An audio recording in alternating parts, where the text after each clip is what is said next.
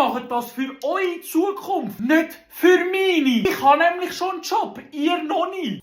Johannes, was gibt's zu lachen? Wir wollen alle mitlachen. Komm, erzähl's doch gerade der ganzen Klasse, hä? Ist doch nicht so lustig gewesen?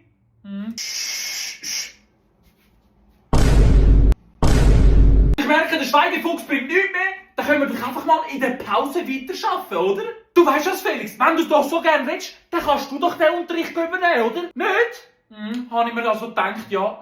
Also jetzt hören wir mal schnell und nehmt das bitte nicht falsch auf. Aber in diesen 25 Jahren, wo ich jetzt Lehrer bin, habe ich noch nie so eine Klasse erlebt. Ja, richtig, habt ihr gehört. 25 Jahre. So, meine Kinder. Was sind eure Mathe-Prüfungen von letzter Woche? Ein Durchschnitt von einem 3,5. Ich glaube, mein Schwein pfeift. Habt ihr zu wenig gelernt? Sind ihr zu viel unter Druck? Es kann es effektiv nicht sein, oder? Dass keiner die Prüfung geschafft hat. Nein, im Durchschnitt von einem 3,5. Nein, komm. Nein. Machen wir eine Wiederholungsprüfung am 4. Tag. Das alle aufschreiben, hä? Ja, Janik, du musst aufs WC. Du musst gar nicht. Du kannst aber.